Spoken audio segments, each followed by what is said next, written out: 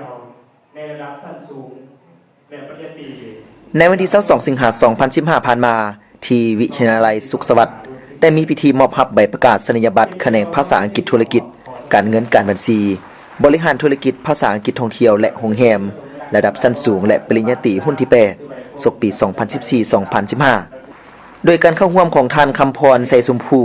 หัวหน้าห้องการสภาที่ปรึกษาการศึกษาภาคเอกชนกระทรวงศึกษาธิการและกีฬามีท่านคำพรหมทาผู้อำนวยการวิทยาลัยสุขสวัสดิ์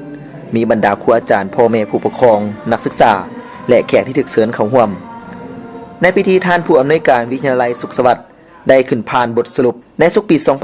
2014-2015มีทั้งหมด319คนหญิง127คนในนั้นจบระดับชั้นสูงสาขาวิชาภาษาอังกฤษธุรกิจ64คนหญิง36คนและจบสาขาวิชาการเงินการบัญชี42คนหญิง28คนส่วนจบระดับปริญญาตรีสาขาวิชาบริหารธุรกิจ141คนหญิง79คนและสาขาวิชาภาษาอังกฤษท่องเที่ยวและโรงแรม72คนหญิง33คนจากนั้นท่านคำพรไสชมพูหัวหน้าห้องการสภาที่ปรึกษาการศึกษาภาคเอกชนกระทรวงศึกษาธิการและกีฬาก็ได้ให้เกียรติมอบใบประกาศนียบัตรในครั้งนี้จากนั้นท่านก็ยังได้มอบใบย่องๆให้กับนักศึกษาที่เรียนเก่งรอบด้านจำนวน6คนหญิง4คนเพื่อเป็นการย่องยอผลงานการทำเรียนของนักศึกษาที่ได้เอาใจใส่ต่อการค้นคว้าเรียนจนประสบผลสำเร็จและพร้อมจะนำเอาความรู้ที่เรียนมานำไปพัฒนาประเทศชาติให้เจริญก้าวหน้า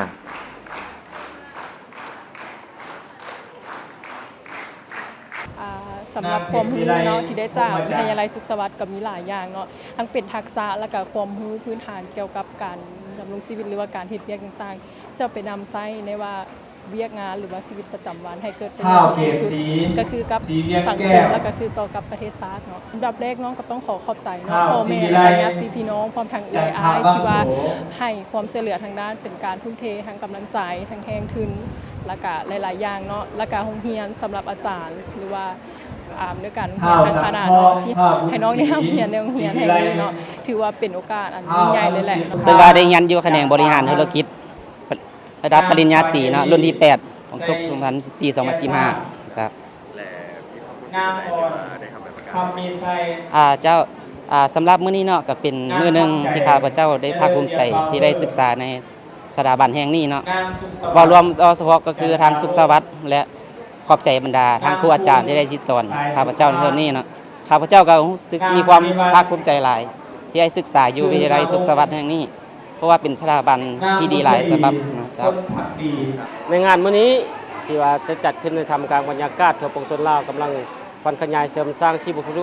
ตามกองประชุมใหญ่ของพรรคครั้งที่9หันจุดประสงค์ของงานเป็นพิธีรับมอบพระประกาศนียบัตรให้นักศึกษาที่เรียนจบชั้นสูงและปริญญาตรีในศุกร์ที่14-15ในการจัดการรับประกาศในศุกร์นี้ก็เป็น